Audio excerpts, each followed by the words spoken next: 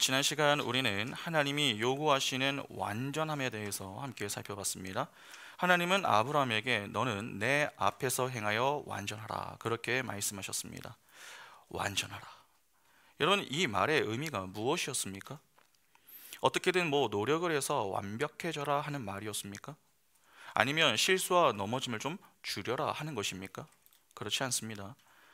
이는 아브라함 편에서의 완벽함을 요구하는 것이 아니라 완전하신 온전하신 하나님께서 온전치 못한 아브라함을 그분의 열심과 은혜로 온전하게 만들 것을 약속하시는 것입니다. 여러분, 아브라함은 피조물입니다. 피조물이 창조주 앞에서 완전할 수 있습니까? 없습니다. 왜냐하면 피조물은 피조물이기 때문이죠. 온전과 완벽은 창조주에게 해당하는 그러한 개념입니다. 그러니까 하나님만이 완전하실 수 있는 것이죠. 그러면 하나님은 왜 아브라함에게 이렇게 말씀을 하시는 것입니까? 하나님이 그분의 열심과 은혜로 아브라함을 그렇게 만들어 내시겠다 하는 말씀입니다. 쉽게 말하면 너는 안 되지만 나는 된다. 내가 너를 온전하게 만들고야 말 것이다, 그 말입니다. 그래서 이 내용에 앞서 먼저 언급이 되었었던 내용이 무엇이었습니까? 엘샤다이, 나는 전능한 하나님이라, 이 말씀부터 하셨던 것입니다. 이는 언약과 관련된 표현이다 그렇게 말씀을 드렸습니다. 언약은 여러분 쌍방입니다.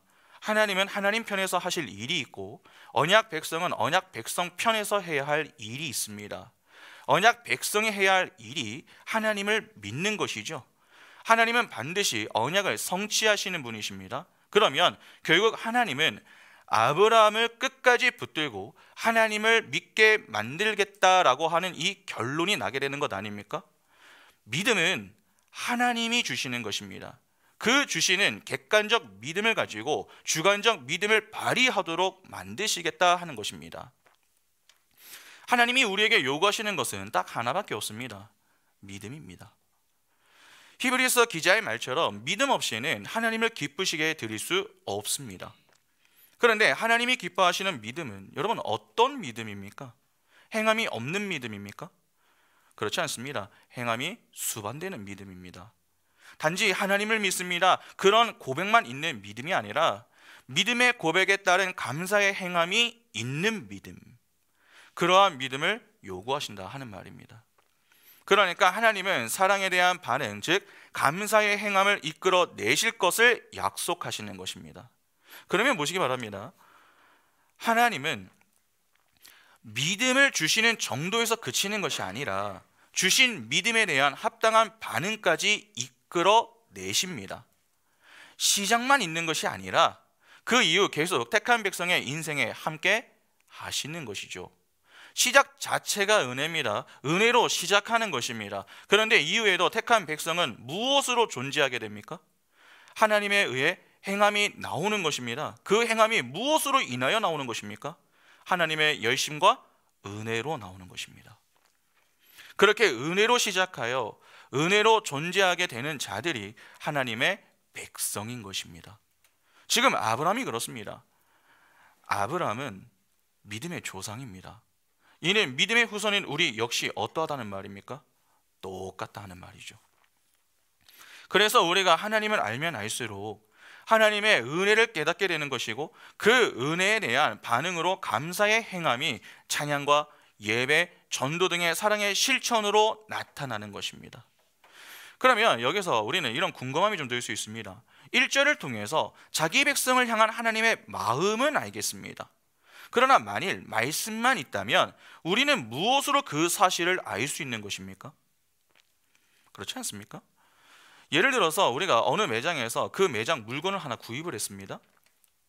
그런데 집에 와서 좀 사용을 해보려고 하는데 불량품이다 하는 것을 확인을 했습니다. 그러면 당연히 반품을 하거나 새 것으로 교환을 하기 위해서 다시 매장으로 가게 되는데 그때 매장에서 무엇을 확인합니까? 우리의 말을 믿습니까? 우리의 말이 아닌 영수증을 확인합니다. 이 매장에서 물건을 구입했다 하는 그 영수증을 보고 이후 상황에 맞게 조치를 취하는 것이죠. 그런데 영수증 없이 그냥 내가 이 매장에서 이 물건을 구입했다니까요, 그렇게만 말을 하게 되면 어떻게 되겠습니까? 서로 불편한 상황이 생길 수도 있는 것입니다. 아브라함의 상황도 좀 비슷하지 않습니까? 만일 하나님이 아브라함에게 말씀만 주신다면은 이 아브라함 편에서는 어떠하겠습니까? 여러분, 이미 아브라함은요 24년 동안 하나님께 수많은 약속을 들었습니다. 그렇게 하나님의 약속을 믿으며 여기까지 걸어온 것이죠. 그런데 지금 아브라함의 상태가 어떻습니까? 지쳤습니다. 그런 그에게 그냥 말씀만 주신다면 아브라함이 믿겠습니까? 믿지 않습니다. 오히려 또 시작이구나, 또 나를 힘들게 하시네, 그렇게 생각할 가능성이 더 높은 것이죠. 이것이 바로 인간의 한계인 것입니다. 그러나 하나님은 분명 아브라함에게 내가 너를 완전케 만들 것이다, 그렇게 말씀하셨습니다. 반드시 사랑의 반응, 즉 감사의 행함을 끌어내시겠다는 약속을 주신 것입니다. 그러면 그 약속에 따른 후속 조치가 있어야 하겠죠. 그래서 하나님이 행하신 일 중에 하나가 바로 이름을 바꾸어 주시는 것입니다. 그 내용이 오늘 본문에 나오는데 오늘은 이 일에서 좀 함께 살펴보겠습니다. 먼저 본문을 보겠습니다. 창세기 17장 2절부터 보시면, 내가 내 언약을 나와 너 사이에 두어 너를 크게 번성하게 하리라 하시니 아브라함이 엎드렸더니 하나님이 또 그에게 말씀하여 이르시되, 보라, 내 언약이 너와 함께 있으니 너는 여러 민족의 아버지가 될지라. 이제 후로는 내 이름을 아브람이라 하지 아니하고 아브라함이라 하리니 이는 내가 너를 여러 민족의 아버지가 되게 함이니라. 내가 너로 심히 번성하게 하리니 내가 내게서 민족들이 나게 하며 왕들이 내게로부터 나오리라. 내가 내 언약을 나와 너 및 내 대대 후손 사이에 세워서 영원한 언약을 삼고 너와 내 후손의 하나님이 되리라. 내가 너와 내 후손에게 내가 거류하는 이 땅 곧 가나안 온 땅을 주어 영원한 기업이 되게 하고 나는 그들의 하나님이 되리라. 여기 보면은 하나님이 아브라함에게 너는 내 앞에서 완전하라, 그렇게 말씀하신 후에 그의 이름을 바꾸어 주시는 장면이 나옵니다. 5절을 보면은 하나님은 아브라함을 아브라함이라고 하는 새 이름을 주시죠. 아브라함은 아브와 람의 합성어로 높으신 아버지라고 하는 뜻입니다.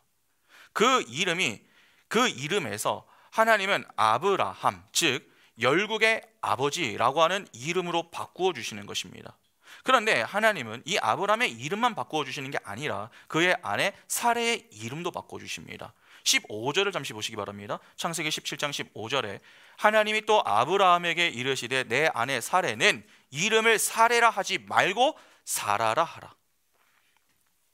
본절을 보면 하나님은 아브라함만 이름을 바꾸어 주신 게 아니라 사레도 똑같이 이름을 바꾸어 주십니다. 사레는 나의 왕비, 조롱이라는 의미입니다. 반면에 사라는 그냥 왕비라고 하는 뜻입니다. 그러니까 사라는 이제 자식이 없어서 조롱받는 한 족장의 아내에서 열국의 어미라고 하는 이름을 갖게 되는 것입니다. 아브라함이 열국의 아버지니까 그의 아내면 열국의 어미가 되는 것 아닙니까? 그러면 하나님은 왜 이름을 바꾸어 주시는 것입니까? 고대 시대부터 사람들에게 이 이름은 매우 중요했습니다. 이름은 누군가와 구분한다 하는 그러한 정도를 넘어서서 여러분 그 사람의 인생을 담고 있습니다. 당시에 누군가가 그 이름을 지어준다 하는 것은 이름을 지어주는 자가 이름을 받는 자를 소유한다 하는 소유권의 의미를 담고 있었습니다. 동시에 그 이름에 담긴 약속과 능력을 상대방에게 선물한다 하는 뜻이 있는 행위였습니다. 오늘날에도 자녀가 태어나면 주로 자녀의 이름을 부모가 지어주므로 그 자녀가 내 자녀다라고 하는 것을 밝히는 것과 비슷한 것입니다. 그러니까 하나님은 지금 아브라함과 사라에게 새 이름을 주심으로 그들이 하나님의 언약 안에 들어있는 하나님의 백성이다라고 하는 것을 밝히심과 동시에 아직 가시적으로 일어나지 않은 약속의 성취를 그들의 삶 속에서 하나님께서 그분의 은혜로 반드시 이루실 것이다 라고 하는 것을 전명하시는 것입니다. 여러분, 하나님은 어떤 분이십니까? 거짓말을 하실 수 있는 분이십니까? 그렇지 않습니다. 민수기 23장 19절 보시면은 하나님은 사람이 아니시니 거짓말을 하지 않으시고 인생이 아니시니 후회가 없으시도다. 어찌 그 말씀하신 바를 행하지 않으시며 하신 말씀을 실행하지 않으시리요. 하나님은 사람이 아닙니다. 피조물이 아니다 하는 말입니다. 그분은 만물을 말씀으로 창조하신 창조주이십니다. 그래서 그분을 가리켜 전지전능하다 그렇게 표현하는 것이죠. 하나님께는 불가능이 없습니다. 하신 약속과 세운 언약을 어기지 않으신다는 말입니다. 그래서 하나님께서 99세 때에 이 아브라함에게 찾아와 나타나 첫 하신 말씀이 무엇입니까? 엘샤다이, 나는 전능한 하나님이다 하는 말씀이었습니다. 하나님은 언약을 반드시 그분의 힘으로 성취해 내시는 전능한 분이심을 교훈하신 것입니다. 그래서 방금 읽은 민수기 9절 뒷부분도 어떻게 말씀합니까? 어찌 그 말씀하신 바를 행하지 않으시며 하신 말씀을 실행하지 않으시랴. 하나님이 택한 자기 백성에게 하신 말씀은 반드시 지키신다라고 하는 하나님의 신실성을 강조합니다. 하나님은 신실하신 분이십니다. 그 하나님이 택한 백성과 세우는 것이 언약인데, 이 언약과 관련하여 사용되어지는 표현이 엘 샤다입니다. 하나님은 전능하신 분이십니다. 그 하나님이 택한 백성과 언약을 세우시면은 그 언약은 어떻게 되는 것입니까? 언약에 신실하신 하나님의 열심과 힘에 의해서 반드시 성취되는 것입니다. 언약의 핵심은 관계입니다. 내가 너의 하나님이 되고 너가 내 백성이 되리라. 언약이 반드시 성취된다는 것은 결국 하나님은 어떻게 만드신다는 말입니까? 우리의 하나님이 되어서 우리를 당신의 백성, 즉 자녀로 삼아 버리신다는 말이 됩니다. 실패와 중도에 여러분 포기란 없습니다. 무조건 성공합니다. 하나님의 백성이 되는 것입니다. 하나님은 왕이시죠. 그래서 하나님이 계시는 하나님의 나라가 왕국인 것 아닙니까? 왕의 백성입니다. 왕의 소유가 되는 것입니다. 하나님의 소유. 그러면 우리는 그러한 하나님의 소유가 되어서 그 나라에서 어떻게 지냅니까? 우리는 하나님의 백성이기도 하지만 하나님은 그냥 택한 백성을 백성으로 두십니까? 아닙니다. 양자로 아예 자녀 삼아버리십니다. 자녀가 된다고 하는 것이 무슨 의미입니까? 왕이 자신의 아버지가 된다는 말 아닙니까? 아버지의 자녀가 되는 것입니다. 하나님 나라에 그러면 우리는 왕자가 되는 것이죠. 그러면 당연히 무슨 특권이 주어지겠습니까? 아버지로부터 상속을 받을 수 있는 특권이 주어집니다. 그러니까 하나님의 소유가 된 백성은 하나님을 아버지라 부를 수 있는 자녀가 되어 하나님이 약속하신 상급, 즉 하늘의 상속을 받을 수 있는 특권을 누리게 되는 것입니다. 그런데 그 모든 것이 하나님의 은혜로 주어지는 것입니다. 선물로 주어지는 것이죠. 하나님께서 이름을 주신다는 것과 그 이름을 부여받는다라고 하는 것은 바로 이러한 의미를 가지고 있는 것입니다. 새 이름은 내가 하나님과의 관계가 어떠하며 내가 설 자리가 어디인지 그 모든 것을 확인할 수 있는 내용이 됩니다. 하나님은 그냥 이름을 새롭게 주시는 게 아닙니다. 하나님의 열심과 그로 인해 완성될 하나님의 약속과 언약의 성취를 교훈하기 위하여서 이름을 바꾸어 주시는 것입니다. 그러면 이것이 사실이라면 하나님은 어떻게 하셔야 하는 것입니까? 택한 백성을 구원하시고 반드시 무엇을 하셔야 됩니까? 새 이름을 주셔야 됩니다. 이름을 바꾸어 주셔야 한다는 것입니다. 아브라함은 믿음의 조상입니다. 하나님은 그의 이름을 아브람에서 아브라함으로 바꾸시며 그를 열국의 아비로 만드실 것을 약속하신 것입니다. 이는 단지 이름을 널리 떨친다 하는 그러한 의미가 아니라 하나님의 택한 백성이 그와 같은 반열에 서게 될 것임을 암시하는 것입니다. 그러면 아브라함이 그러하다면 아브라함의 후손도 똑같지 않겠습니까? 여러분, 아브라함의 후손이 누구죠? 아브라함의 후손, 구약에서 보면 아브라함의 후손이 누굽니까? 이스라엘입니다. 이스라엘은 야곱에서 출발을 하죠.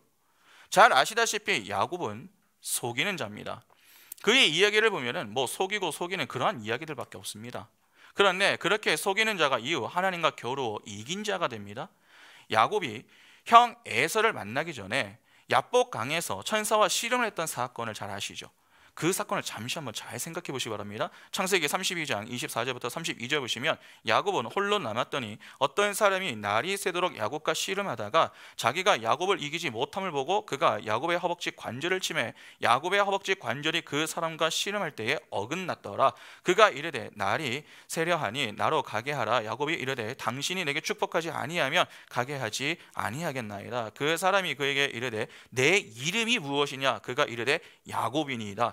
그가 이르되 내 이름을 다시는 야곱이라 부를 것이 아니요 이스라엘이라 부를 것이니 이는 내가 하나님과 및 사람들과 겨루어 이겼음이니라. 야곱이 청하여 이르되 당신의 이름을 알려주소서. 그 사람이 이르되 어찌하여 내 이름을 묻느냐 하고 거기서 야곱에게 축복한지라. 그러므로 야곱이 그곳 이름을 브니엘이라 하였으니 그가 이르기를 내가 하나님과 대면하여 보았으나 내 생명이 보존되었다 함이더라. 그가 브니엘을 지날 때에 해가 돋았고 그의 허벅다리로 말미암아 절었더라. 그 사람이 야곱의 허벅지 관절에 있는 둔부의 힘줄을 쳤으므로 이스라엘 사람들이 지금까지 허벅지 관절에 있는 둔부의 힘줄을 먹지 아니하더라. 여기 보면 야곱이 천사와 씨름을 하는 그러한 장면이 나옵니다. 여기서 야곱의 새로운 이름이 주어지게 되는데 그 이름이 바로 이스라엘입니다. 이스라엘은 교회의 모형 아닙니까? 그러니까 교회는 하나님이 자신을 죽여 하늘의 왕자로 창조해낸 영광스러운 존재인 것입니다. 그런데 야곱이 이스라엘이라는 이름을 받을 때에 그가 이스라엘이라는 이름을 받을 자격이 있었습니까? 그렇지 않습니다. 그러나 하나님은 그의 이름을 이스라엘이라고 바꾸어 주셨죠. 그리고 그 이스라엘이라는 목표 지점을 향해 야곱을 다듬어 나가신 것입니다. 그래서 야곱이 나중에 애굽 왕 바로 앞에 섰을 때 그가 이렇게 고백을 합니다. 창세기 47장 8절부터 10절 보시면 바로가 야곱에게 묻되 내 나이가 얼마냐? 야곱이 바로에게 아뢰되 내 나그네 길의 세월이 130년이니이다. 내 나이가 얼마 못 되니 우리 조상의 나그네 길의 연주에 미치지 못하나 험악한 세월을 보내었나이다 하고 야곱이 바로에게 축복하고 그 앞에서 나오니라. 여러분, 야곱이 지금 무슨 고백을 합니까? 나그네 인생길 130년에 내 인생이 참으로 험악했습니다. 그렇게 고백했습니다. 하나님은 당신께서 목적하신 목적지까지 채찍을 들고 야곱의 인생에 개입하여 그를 조금씩 다듬어 가셨습니다. 그런데 그 과정이 야곱에게는 어떻게 다가왔습니까? 험악하게 다가왔습니다. 하나님의 손에 붙들려 새 이름을 받은 자의 인생이 이러한 것입니다. 우리 중에 야곱과 같이 험악한 인생을 살고 싶은 이들이 있습니까? 아무도 없습니다. 솔직히 이 자리에 나온 이유가 무엇 때문입니까? 험악한 내 인생, 예수 믿고 조금이라도 좀 나아지기를 기대하는 그런 마음으로 나온 것 아닙니까? 세상살이가 너무 힘들고 지치니까 하나님을 믿고 하나님을 의지하여서 마음의 평안도 좀 얻어보고 이왕 믿는데 잘 믿어서 하나님의 도움 한번 받아서 나도 좀 이 땅에서 잘 살아보면 좋겠다. 그러한 마음으로 이 자리에 앉아있는 것 아니냐는 것입니다. 하나님을 위해서다. 그렇게 말은 하지만 실상 우리는 우리를 위해서 이 자리에 있는 경우가 참으로 많습니다. 그런데 그런 기대를 가지고 나왔는데 막상 설교 시간이 되면 어떻습니까? 마음이 편안해지는 것이 아니라 반대로 더 무거워지죠. 왜 그렇습니까? 죄에 대한 이야기가 자꾸 나오기 때문에 그렇습니다. 우리를 향해 죄인이다 그렇게 말을 하고 회개를 해야 한다 그러한 이야기가 난무합니다. 기특한 행위를 내놓는 것 같은데 그러한 것들이 부정당하며 은혜와 믿음을 강조합니다. 안 그래도 힘들어서 나왔는데 더 힘이 드는 것 같은 것이죠. 문제는 그렇게 예배는 끝나는데 이 오후에 독서 모임이나 조별 나눔이 있습니다. 말씀 안에서 교제를 나누는데 역동적인 것도 아니죠. 정적입니다. 무언가 재미도 없고 무겁기만 한 것 같죠. 그렇게 주일에 한결 마음이 가벼워지기를 기대하고 갔는데 천근만근 마음이 더 무거워져서 돌아와가지고 한 주를 시작하는 것입니다. 이것이 지금 우리가 반복하고 있는 모습 아닙니까? 우리도 야곱과 같은 험악한 인생을 살고 있는 것 아니냐는 것입니다. 하나님의 손에 붙들리면 좀 편할 것이다 그렇게 기대했는데 오히려 하나님께 붙들리는 그 순간부터 하나님이 되신 그 말씀의 채찍으로 인하여 정신없이 혼나며 자기 부인과 자기 십자가를 지는 그 과정이 우리에게는 고난이고 고통입니다. 그래서 신앙생활은 쉽지 않습니다. 힘들고 때로는 포기하고 싶은 그러한 마음이 드는 이유가 바로 여기 있는 것이죠. 어떨 땐 그냥 우리에게 새 이름을 주지 않으시고 그냥 뭐 내가 내 마음대로 살았으면 좋겠다, 그런 마음까지 들 때가 있습니다. 왜냐하면 그만큼 힘이 들기 때문에 그렇습니다. 그러나 그것이 정상입니다. 야곱과 같은 그러한 고백이 나올 수 있어야 합니다. 나그네의 인생길, 내 인생은 참으로 험악했다, 정말 하나님의 손에 붙들려 산 인생이 맞다면 그러한 고백이 나와야 합니다. 어떠십니까? 갑자기 하나님을 믿어야 되겠다 하는 그 생각이 확 사라지십니까? 기복주의, 신비주의, 고지론과 같은 것들을 추구하는 이들이라면 충분히 그러한 마음이 들 수 있습니다. 그러나 기억하셔야 됩니다. 하나님의 손에 붙들려 사는 우리의 인생은 야곱과 같은 험악한 인생일 수 있습니다. 그러나 그래도 그것이 복입니다. 세상 속에서는 험악한 인생을 살며 수고하게 되지만 야곱의 그 인생에는 누가 함께 하셨습니까? 하나님이 함께 하셨습니다. 그 하나님의 손에 붙들려 끝내 그는 하나님 나라의 왕자로 양육되어 성숙되어져 간 것입니다. 과정은 힘들지만 그 끝은 어떠했습니까? 하나님의 위로와 상급이 있었습니다. 속이는 자를 하나님 나라의 왕자로 만들어 내신 것입니다. 이 땅의 역사 속에서 거짓이 난무하고 내가 왕이 되어서 내 행복, 내 만족을 추구하던 자를 포기치 아니하시는 하나님의 열심과 사랑으로 하나님의 자녀로 만들어내시는 그 사랑과 은혜가 우리를 든든히 붙들고 있는 것입니다. 그런데 아마 누군가는 그건 그냥 구약시대의 아브라함과 야곱의 이야기지, 그것을 우리 이야기로 볼 수 있는 것이 맞는가, 그러한 고민이 되는 분들이 계실지 모르겠습니다. 참 좋은 고민입니다. 지금까지 본 내용만 가지고 보면은 새 이름은 누가 받은 것입니까? 아브라함과 야곱이 받은 것입니다. 우리가 받은 게 아닙니다. 때문에 그렇게 생각해 볼 수도 있는 것이죠. 그러나 생각해 보시기 바랍니다. 여러분, 성경은 누구를 위하여 주어진 책입니까? 성경의 독자가 누굽니까? 성경은 언약의 책 아닙니까? 그래서 구약과 신약으로 구분이 됩니다. 하나님은 누구와 언약을 세우십니까? 하나님의 택한 백성하고만 세우십니다. 창세전 언약에 따라 하나님이 이 역사 속에서 구원해 내시는 하나님의 무리가 누굽니까? 교회입니다. 예수 그리스도 안에서 예수와 연합되는 작은 예수, 그 작은 예수가 바로 교회입니다. 성경은 바로 그 교회를 위하여 주어진 책입니다. 교회 안에는 알곡과 가라지가 있습니다. 그러니까 진짜 교회와 가짜 교회가 있는 것이죠. 말씀은 바로 교회라고 착각하는 가짜 교회의 실체를 폭로함과 동시에 진짜 교회를 통해 이루시는 하나님의 뜻, 즉 하나님의 영광을 드러내는 책입니다. 그런데 그 교회가 누구를 통하여 탄생하죠? 예수 그리스도입니다. 복음의 핵심이 예수 그리스도 아닙니까? 구약은 바로 그 예수 그리스도를 가리키는 그림자의 역할을 하는 것입니다. 하나님은 보이지 않습니다. 그래서 보이는 세상 것들로 하늘의 신비를 담아 이 역사 속에서 사는 우리에게 가르쳐 주시는 것이죠. 소위 시청각 자료로 활용을 하시는 것입니다. 사람이나 사건 등 모든 것이 다 그렇습니다. 그러면 아브라함과 야곱의 경우를 한번 생각해 보시기 바랍니다.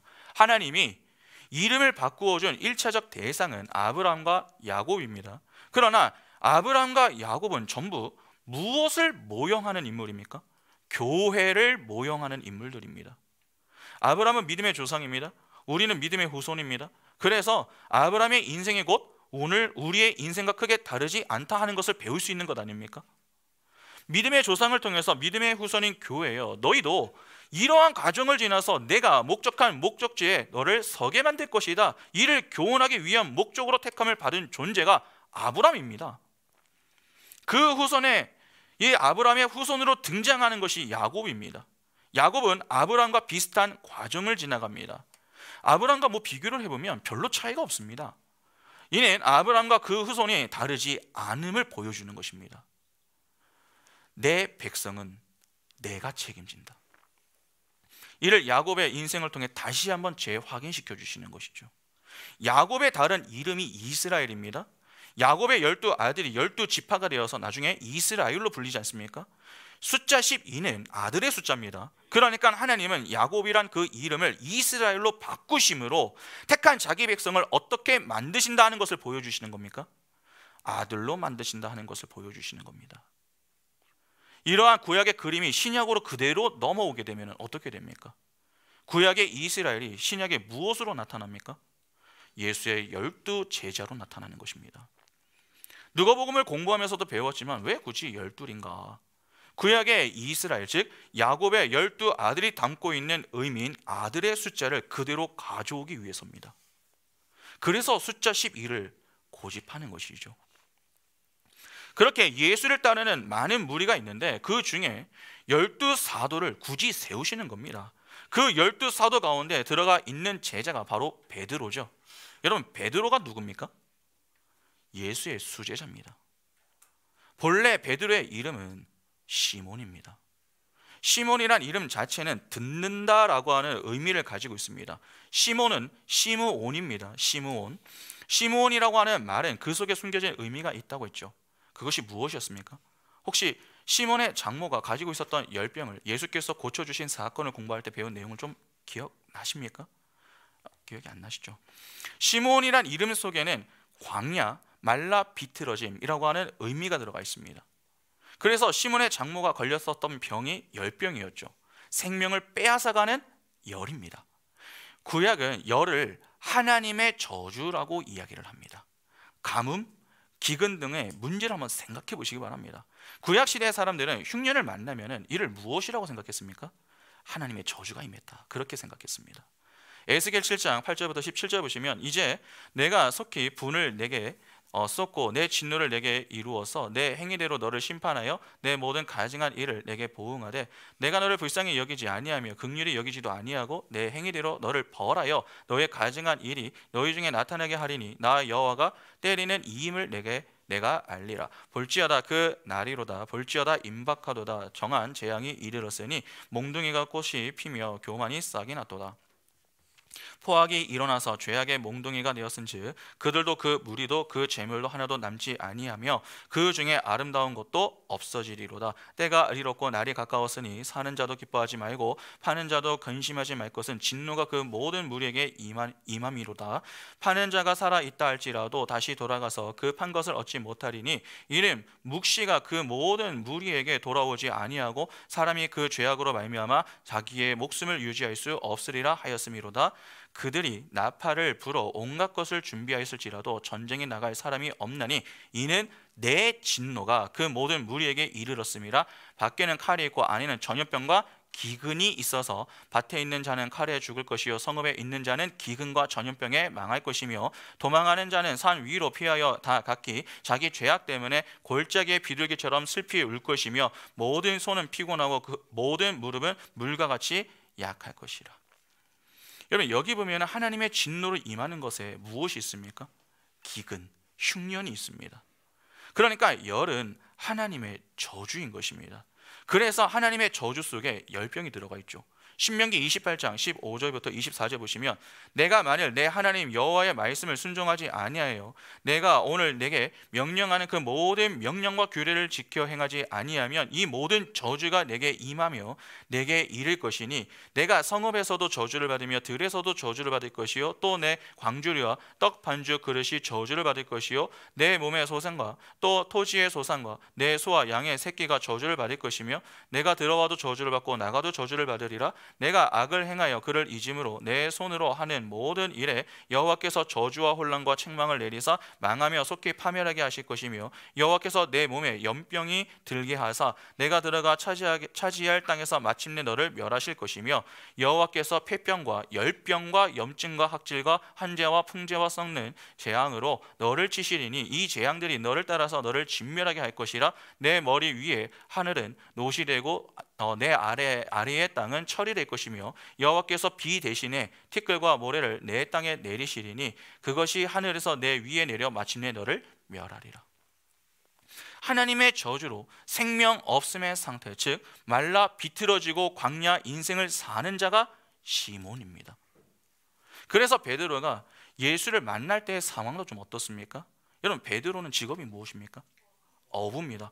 이건 대답을 잘 하시네요. 그런데 그가 그렇게 수고하고 애를 썼음에도 물고기를 잡았습니까? 잡지 못했습니다. 누가복음 5장 1절부터 6절 보시면, 무리가 몰려와서 하나님의 말씀을 들을새 예수는 게네사렛 호숫가에 서서 호숫가에 배 두 척이 있는 것을 보시니 어부들은 배에서 나와서 그물을 씻는지라. 예수께서 한 배에 오르시니 그 배는 시몬의 배라. 육지에서 조금 떼기를 청하시고 앉으사 배에서 무리를 가르치시더니 말씀을 마치고 시몬에게 이르시되 깊은 데로 가서 그물을 내려 고기를 잡으라. 시몬이 대답하여 이르되 선생님, 우리들이 밤이 새도록 수고하였으되 잡은 것이 없지만은 말씀에 의지하여 내가 그물을 내리리이다 하고 그렇게 하니 고기를 잡은 것이 심히 많아 그물이 찢어지는지라. 예수께서 베드로를 제자 삼기 전 베드로의 상태는 절망의 상태였습니다. 그가 했던 말을 잘 보시기 바랍니다. 우리가 밤이 새도록 수고했지만 물고기를 한 마리도 잡지 못했습니다. 그렇게 이야기했습니다. 그렇게 수고했으나 허탕만 치고 그물을 씻고 있었던 그 당시 베드로의 심정이 어떠했겠습니까?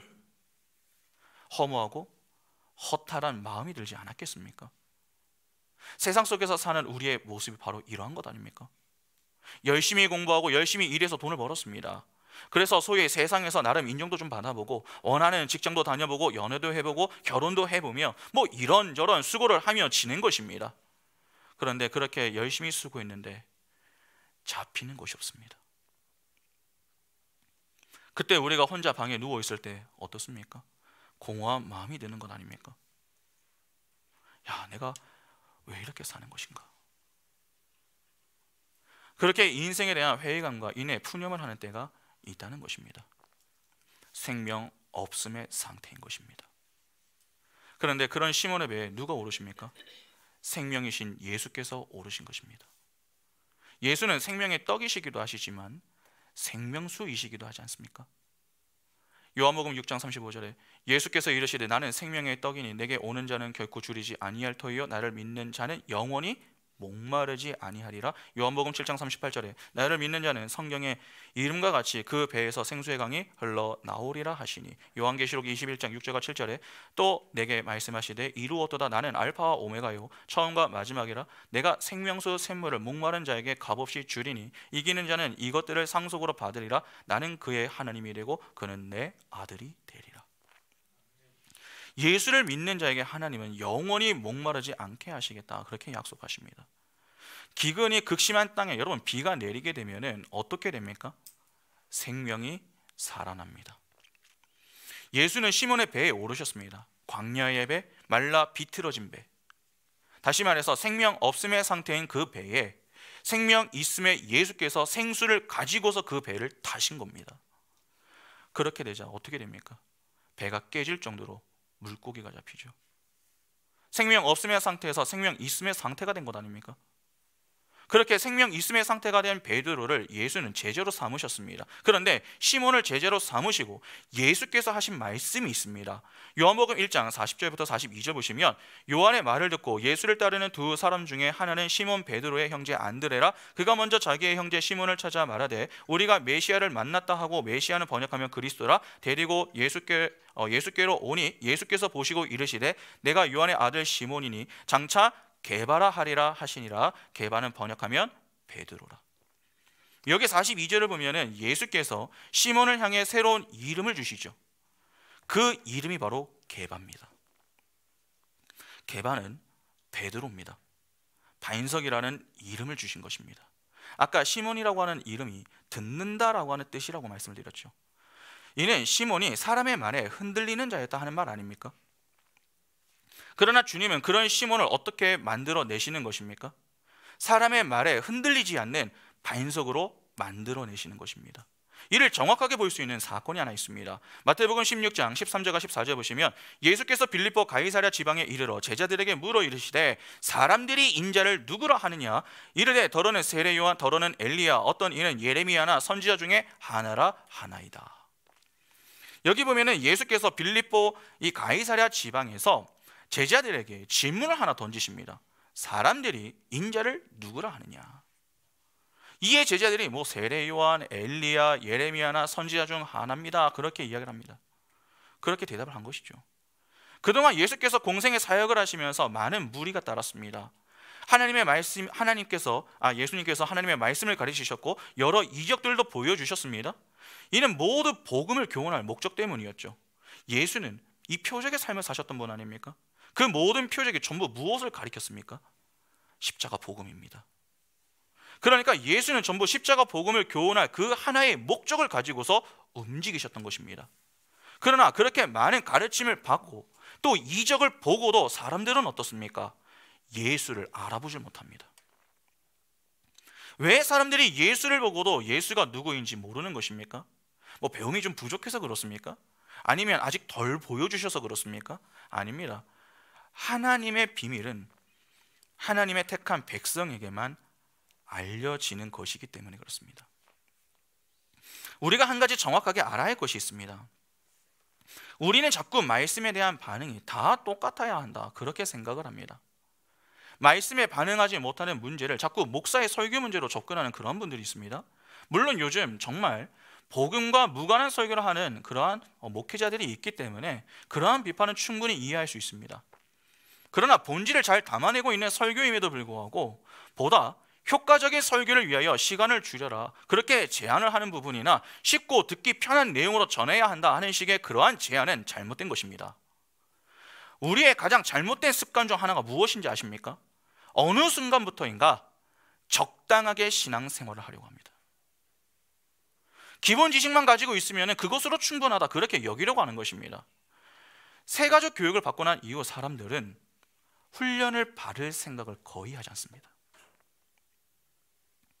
그러나 정말 그것이 옳은 모습입니까? 여러분, 우리는 이 자리에 왜 나와 있는 것입니까? 하나님을 아는 지식을 조금이라도 더 풍성하게 갖기 위해서 나온 것 아닙니까? 세상에 공짜가 어디 있습니까?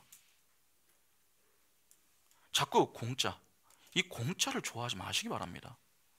우리가 반드시 우리 안에서 제거해야 할 것 중에 하나가 거지 근성입니다. 최소 비용으로 최대 효율을 내고자 하는 것, 아무것도 하지 않고 내가 원하는 것을 얻어내고자 하는 그러한 도둑놈 심보, 그러한 것들이 내 안을 가득 채우지 못하도록 경계하고 막아야 하는 것입니다. 그렇지 않으면 우리의 게으름과 나태함을 자꾸 합리화하면서 엉뚱하게 이야기합니다. 내가 신앙이 어린 것 같다, 내 신앙은 왜 자라지 않는 것인가, 내 인생은 왜 늘 제자리 걸음인가. 간단합니다. 아무것도 하지 않아서 그렇습니다.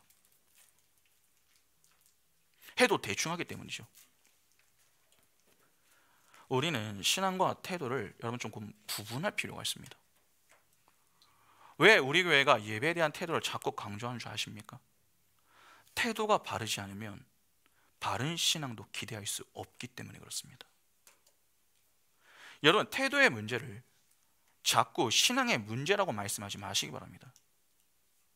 태도의 문제는 태도의 문제로 볼 줄 아셔야 합니다. 정말 바른 신앙을 가지고 싶은 마음이 드십니까? 그러면 먼저 태도부터 바르게 하시기 바랍니다. 습관처럼 예배에 지각하는 그 태도부터 고치시기 바랍니다. 습관처럼 예배 시간에 졸고 있는 그 태도부터 고치시기 바랍니다. 습관처럼 예배당에 나오는 태도, 적당히 해도 되고 이 정도면 충분하다 하는 그 태도부터 고치시기 바랍니다. 태도를 바르게 하지 않는 이상 바른 신앙은 생기지 않습니다. 그런 점에서 우리는 정말 태도를 바르게 하고 있습니까? 가끔 어떤 분들은 목사의 설교가 들리지 않는다, 그렇게 이야기하시는 경우가 있습니다. 여러분, 그 말이 이상한 것입니까? 몇 주 만에 교회에 나와가지고 예배당에 나와가지고 설교를 듣는데 그 설교가 들리는 게 더 이상한 것 아닙니까? 여러분, 안 들리는 게 정상입니다. 한번 생각해 보시기 바랍니다. 어느 학생이 일정 기간 동안에 학교를 가지 않았습니다. 그러다가 그 학생이 학교를 가면은 수업 내용을 다 이해합니까? 내가 빠진 기간만큼 진도를 나갔기 때문에 수업 내용을 제대로 이해하지 못하는 것 아닙니까? 적어도 그 수업 내용을 이해하기 위해서는 시간을 가지고 내가 빠진 그 기간 동안 나간 진도를 따라잡기 위하여서 수고하는 모습이 있어야 하는 것입니다. 그래야 그 수업을 따라가며 서서히 이해할 수 있는 것이죠. 일상생활 속에서 일어나는 이러한 일들에 대해서는 그렇게 당연하게 여기시면서 왜 설교에 대해서는 다르게 생각하십니까? 아닙니다. 동일한 것입니다. 설교는 듣는 자들이 계속 듣게 되고 깨닫게 되는 것이지, 안 듣다가 한 번 듣는데 그것이 어떻게 다 깨달아지며 귀에 쏙쏙 들어올 수 있습니까? 이에 대해 진지하게 고민해 볼 수 있어야 합니다. 여러분, 예배당에 나오는 것이 전부가 아닙니다. 나왔다면 그에 합당한 모습으로 반응을 해야 합니다. 그러니까 말씀을 들어도 다 똑같을 수 없음을 아셔야 하는 것이죠. 오늘 우리가 해야 할 일은 도대체 무엇입니까?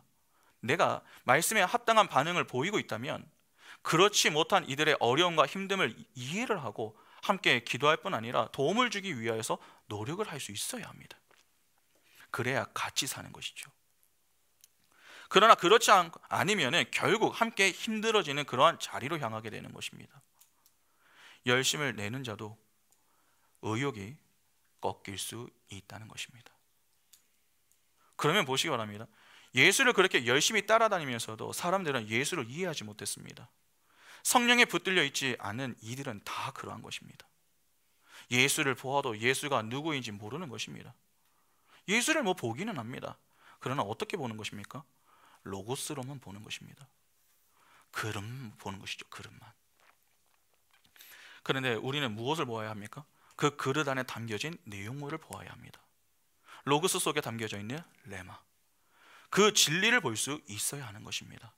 그래서 예수께서 다시 질문하십니다. 마태복음 16장 15절과 16절에 이르시되 너희는 나를 누구라 하느냐? 시몬 베드로가 대답하여 이르되 주는 그리스도시요 살아계신 하나님의 아들이시니이다. 예수께서 던진 두 번째 질문을 잘 보시면은 이 사람들에서 너희로 바뀌었다는 것을 알 수 있죠. 예수의 제자들을 향하여서 물으신 겁니다. 이에 베드로가 그 유명한 고백을 합니다. 주는 그리스도시요 살아계신 하나님의 아들이십니다. 정확한 대답을 내놓은 것 아닙니까? 다른 이들은 전부 예수를 랍비 또는 선지자 정도로만 이해를 할 때에 어떻게 이 베드로는 정확한 답을 내놓을 수 있었던 것입니까? 예수의 12 제자는 누굽니까? 숫자 12는 아들의 숫자입니다. 하나님의 아들입니다. 아들이 아버지를 모를 수 있습니까? 없습니다. 하나님의 비밀이 다른 이들에게는 밝혀지지 않아도 택한 자기 백성에게는 밝히 드러납니다. 하나님이 그분의 은혜로 그렇게 만드시기 때문이죠. 아까 예수는 시몬을 게바라고 하는 이름을 주셨습니다. 사람의 말에 흔들리는 그러한 자가 예수의 손에 붙들려서 흔들리지 않는 반석이 되는 것입니다. 사람들은 여전히 예수를 알아보지 못합니다. 그러나 사람들의 말과 상관없이 지금 베드로는 어떠합니까? 흔들림 없이 예수를 향하여서 주는 그리스도시요 살아계신 하나님의 아들이십니다. 그렇게 정확하게 고백합니다. 충분히 내가 가지고 있는 것이 있어도 주변 사람들이 그렇지 않다면은 여러분 베드로도 충분히 흔들릴 수 있었던 것 아닙니까? 그러나 베드로는 흔들림 없이 즉각 나서서 고백합니다. 이러한 모습이 어떻게 가능했던 것입니까? 이후 예수께서 하시는 말씀에 그 답이 나와 있습니다. 마태복음 16장 17절에 예수께서 대답하여 이르시되 바요나 시몬아 내가 복이 있도다. 이를 내게 알게 한 이는 혈육이 아니요 하늘에 계신 내 아버지시니라. 분명 대답은 베드로가 했습니다. 그러나 예수는 뭐라고 하십니까? 베드로가 한 것이 아니다 그렇게 말씀하십니다. 왜 베드로가 한 것이 아닙니까?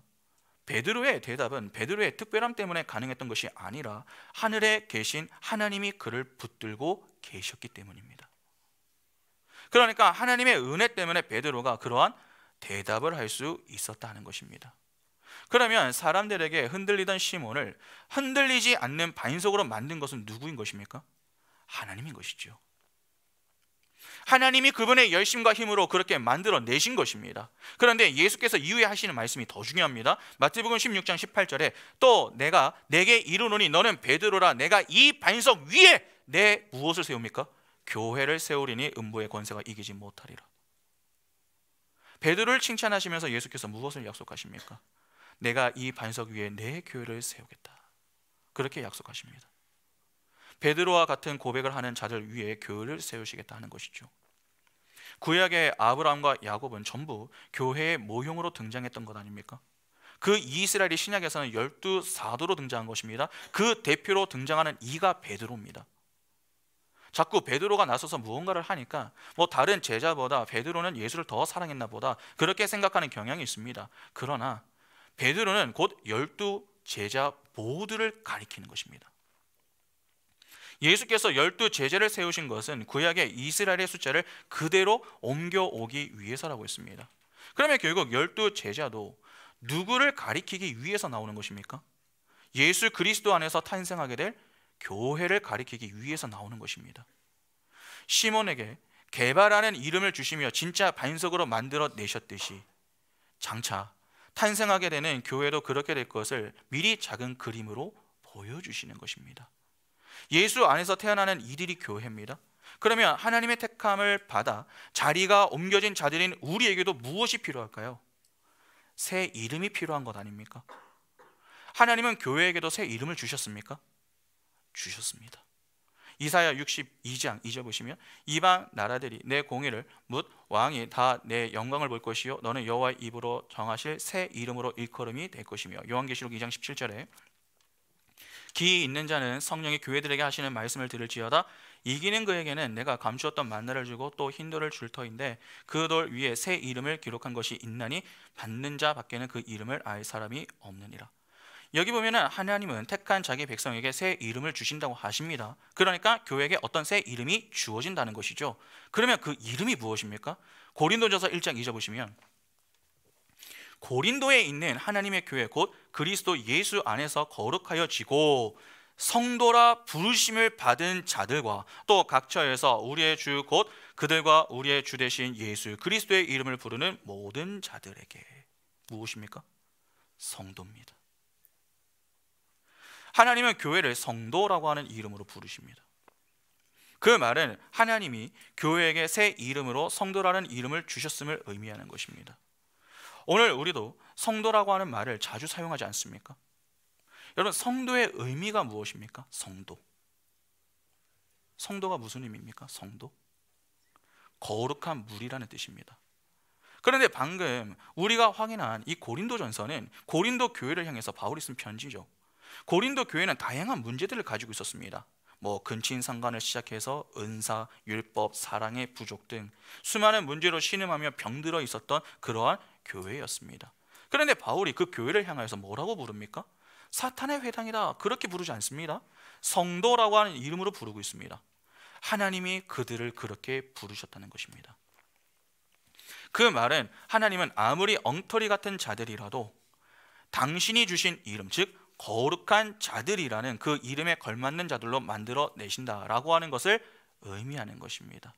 여기서 중요한 것은 거룩입니다. 여러분 국어사전에서 이 거룩을 찾아보면은 매우 높고 위대함이라고 정의를 합니다. 보통 사람들에게 이 거룩은 윤리 도덕적 측면에서의 착함과 순결함의 느낌이 강합니다. 그러나 성경에서 말하는 거룩을 여러분 그렇게만 좀 보기는 어렵습니다. 성경에서의 거룩은 하나님의 크심과 위대하심을 나타내는 용어입니다. 국어사전은 거룩을 높고 위대하다 그렇게 정의한다고 말씀드렸죠. 이는 그 대상이 누구든 가능하다라고 하는 것을 전제하는 것입니다. 그러나 성경은 거룩의 대상을 오직 하나님만으로 제한하고 있다라고 하는 것을 조금 주목할 필요가 있습니다. 거룩은 오직 하나님께만 사용할 수 있는 표현입니다. 그래서 설교 때마다 하나님은 거룩한 분이시다 그렇게 말씀을 드리는 것이죠. 그러면 하나님께만 이 표현을 사용할 수 있다면은 누구에게는 사용할 수 없는 것입니까? 죄를 가지고 있는 죄인에게는 사용할 수 없는 것입니다. 거룩은 구별을 동반하는 개념입니다. 가끔 이 구별하고 구분을 혼동하는 분들이 많습니다. 여러분 구별하고 구분이 어떻게 차이가 납니까? 구별과 구분. 구별은 성질이나 종류에 따라 갈라 놓음을 의미하는 것이고 구분은 일정한 기간에 따라서 전체를 몇 개로 갈라 나누는 것을 의미합니다. 거룩은 여러분 구분이 아니라 구별과 함께하는 용어입니다. 함께 사용하는. 하나님은 택한 자기 백성에게 항상 이 거룩을 요구하지 않습니까? 내가 거룩하니 너희도 거룩하라. 이는 구별된 인생을 살아야 함을 강조하는 것입니다. 그러면 무엇과 구별되어 살아야 한다는 것입니까? 세상이죠. 세상. 성경은 하나님을 위하여 구별된 것들을 이야기할 때면 항상 이 거룩할 성을 붙입니다. 구약에 하나님을 위한 처소를 무엇이라고 불렀죠? 성막, 성전이라고 불렀습니다. 하나님을 위한 도구는 성구라고 불렀습니다. 그러면 하나님의 영광을 위하여서 구별된 인간 또는 무리는 무엇이 되는 것입니까? 성도가 되는 것입니다. 성도는 어떤 윤리 도덕적인 깨끗함과 흠이 없으면 되는 것이 아닙니다. 하나님의 영광을 위해 사는 이들이 성도인 것입니다. 우리는 이를 편하게 사용하지만 카톨릭은 조금 다릅니다. 카톨릭은 아무에게나 이 거룩할 성을 붙이지 않습니다. 특정 대상에게만 붙입니다. 성 베드로, 성모 마리아, 일부 사람들에게만 사용을 하는 것이죠. 일부 사람들에게만 이 사용을 하기 때문에 성이 붙는 자들을 매우 존귀하게 여깁니다. 소위 대단하게 여기는 것입니다. 그러나 이는 성경적이지 않습니다. 카톨릭은 소수에게만 성을 부여하여 그들을 존귀하게 여기지만 하나님은 하나님을 믿는 모든 자들을 존귀하게 여기십니다. 예수를 믿어 하나님의 자녀가 되는 권세를 얻은 하나님의 자녀, 교회는 모두 성도가 되는 것입니다. 그러니까 하나님은 우리를 거룩한 존재로 여기신다는 말이죠. 아까 거룩은 죄인에게 사용할 수 없는 표현이라고 말씀을 드렸습니다. 우리는 죄의 자리에서 건짐을 받은 자들 아닙니까? 그러면 우리가 성도란 새로운 이름을 받게 되면 적어도 어떤 자리에서 건짐을 받았음을 보여주는 것입니까? 죄의 자리에서 건짐을 받았음을 보여주는 것입니다. 그러니까 성도라 불리는 것 자체가 죄사함, 즉 구원 받았음을 뜻하는 것입니다. 지금 창세기의 1차 수신자인 이스라엘은 광야에서 지내고 있습니다. 그들이 어디에 있었습니까? 애굽에 있었습니다. 그런데 하나님이 그분의 열심과 힘으로 그들을 그 자리에서 건져내신 것 아닙니까? 그래서 그 은혜의 결과로 지금 그들이 광야 생활을 하고 있습니다. 그때 하나님이 그들에게 하신 말씀이 무엇입니까? 레위기 11장 45절에 나는 너희의 하나님이 되려고 너희를 애굽 땅에서 인도해 낸 여호와라. 내가 거룩하니 너희도 거룩할지어다. 내가 거룩하니 너희도 거룩하라. 거룩은 구원 전에 주어지는 개념이 아니라 이후에 주어지는 개념입니다. 그러니까 죄사함을 받은 자에게 주어지는 이름이 성도인 것입니다. 그러면 성도는 죄가 없어야 하는 것 아닙니까? 성도는 반드시 죄가 씻겨진 존재여야 합니다. 그런 존재가 성도입니다. 그러나 우리가 우리의 모습을 볼 때면 좀 어떻습니까? 구원을 받았다고 하는 우리의 인생에 죄가 없다, 그렇게 정말 당당하게 이야기할 수 있습니까? 그럴 수 있는 사람은 단 한 사람도 없습니다. 구원을 받았지만 여전히 우리는 죄의 문제로 신음하고 힘들어합니다. 그러면 우리가 갖고 있는 죄는 어떻게 된 것입니까? 예수에 의해서 사라진 것입니다. 예수는 하나님의 아들이십니다. 그분은 하나님이십니다. 그분은 죄가 없는 분이십니다. 그런 그분이 성육신 하심으로 이 땅에 오셔서 완벽하게 율법을 지켜내셨죠. 율법을 온전히 지켜야만 의인이 되는 것 아닙니까? 예수는 이 땅의 유일한 의인으로 십자가에서 우리의 죄를 품고 죽으시며 그분께서 가지고 계신 의를 우리에게 전가해 주십니다. 본래 구원받기 전 우리가 죄의 자리에 있었으나 하나님의 은혜로 죄가 아닌 의의 자리로 들어오게 된 것입니다. 그런 자들을 하나님은 성도라고 불러주시는 것이죠. 죄의 문제는 오직 예수의 피로서만 사라지는 것입니다. 그 십자가에서 우리가 예수와 함께 죽고 사는 것입니다. 그 자리에서 예수께서 우리의 죄를 가져가시고 그분의 의를 우리에게 전가해 주시는 것이죠. 그렇게 우리는 예수와 함께 죽고 부활을 경험한 자가 되는 것입니다. 바울은 이를 이렇게 이야기하죠. 고린도후서 5장 17절에 그런즉 누구든지 그리스도 안에 있으면 새로운 피조물이라 이전 것은 지나갔으니 보라 새 것이 되었도다. 하나님은 택한 백성을 새로운 피조물로 세상과 구별된 자로 부르시는 것입니다. 그러니까 새로운 피조물인 교회에게 하나님은 성도라고 하는 새로운 이름을 부여하시는 것이죠. 구원을 받았으나 여전히 우리는 넘어집니다. 아브라함이나 야곱이나 베드로나 전부 새 이름을 받았다고 해서 완벽하게 살았던 것은 아니었습니다. 여전히 실수투성이었습니다. 그러나 하나님이 새 이름을 주시며 하나님의 소유로 삼아버리시고 그들을 은혜로 붙드셨습니다. 그렇게 그 은혜의 장중에 붙들린 자로 이 땅에서 그들은 험난한 인생을 살아야 했지만 그것이 그들에게는 복이었습니다. 왜 그렇습니까? 하나님이 목적하신 그 자리로 향하는 것이었기 때문입니다. 그 자리로 향하기까지 하나님은 포기하지 않으시고 우리를 인도해 내십니다. 그런 하나님의 열심 때문에 우리의 손과 발이 움직이게 되는 것이죠. 하나님의 열심 때문에 아브라함이 나중에는 이삭을 바치며 시험을 통과하는 자가 되었습니다. 하나님의 열심 때문에 속이는 자였었던 그 야곱이 하나님의 나라의 왕자인 이스라엘이 될 수 있었습니다.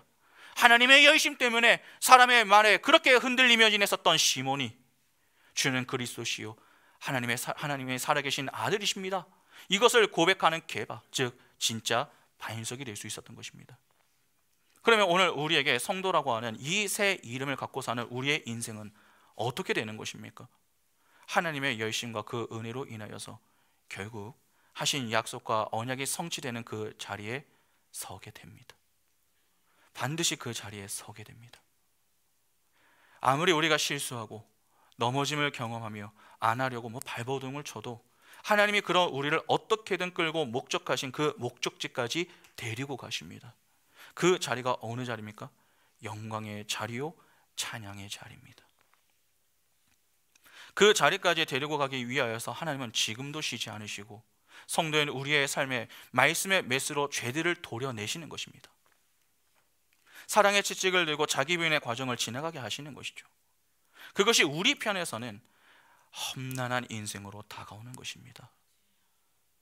그러나 험난한 인생이기는 하지만 우리에게는 큰 복이라는 사실을 잊지 마시기 바랍니다. 하나님이 우리에게 허락하신 새 이름, 성도란 그 이름은 여러분 우리에게 큰 자부심이 되어야 합니다. 자랑거리가 되어야 하는 것이죠. 요즘 교회마다 여러분 누가 없는지 아십니까? 성도가 없습니다. 전부 집사, 권사, 장로입니다.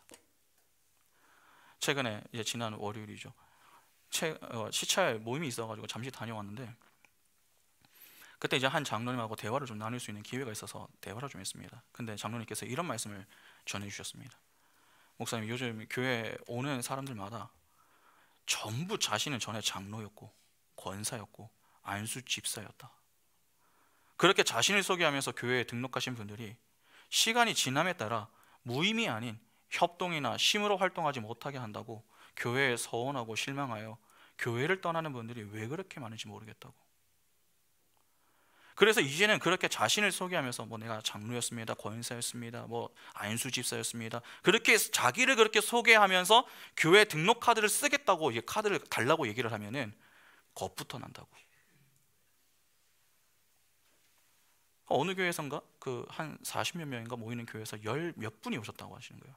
그래서 직분을 주시겠다고 했는데 10년 동안 그 약속을 하시고 약속 안 지켰다고. 제가 근데 그 말씀을 이게 좀 들으면서 전 속으로 좀 감사했습니다. 야, 우리 교회는 건강하구나. 교회에 와서 내가 전에 무엇을 했으니까 존중해달라, 그렇게 지내게 해달라, 그렇게 저를 괴롭히는 분들이 없으니 말입니다. 그래서 우리의 교회는 성도가 많죠. 또한 그렇게 성도라는 이름으로 불리는 것을 기뻐하고 즐거워합니다. 자신을 성도라고 불러달라고 한다는 것이죠. 여러분, 이게 비정상이 아니라 이게 정상입니다. 직분을 무시하는 게 아닙니다. 목사, 장로, 권사, 집사 다 중요합니다. 그러나 직분은 계급이 아니라 역할입니다. 직분을 받았다고 해서 성도에서 벗어나는 게 아닙니다. 자꾸 이제 집사 받으니까 나는 이제 한 단계 올라갔나 봐, 이렇게 생각을 하시는 거예요. 그렇지 않습니다. 여러분, 집사도 성도입니다. 권사도 성도입니다. 장로도 성도입니다. 목사인 저도 성도입니다. 우리 모두가 성도입니다. 여러분, 우리에게 가장 영광스러운 이름은 목사나 장로나 권사, 안수 집사가 아닙니다. 성도입니다. 우리가 존귀하게 여겨야 할 이름은 하나님께서 교회인 우리에게 새롭게 허락하신 성도라는 이름입니다. 하나님이 아브라함과 사라에게 왜 새 이름을 주셨는지, 그리고 야곱과 베드로를 통해서 교회인 우리에게 왜 성도란 이름이 주어졌는지 이제 조금 이해가 되시죠? 바로 교회인 우리에게 주어지는 새 이름, 성도란 이름이 얼마나 귀한 것인가 하는 것을 가르쳐 주시기 위해서입니다. 어깨를 펴고 우리에게 허락하신 그 새 이름, 성도란 이름을 주신 하나님께 감사하시기 바랍니다.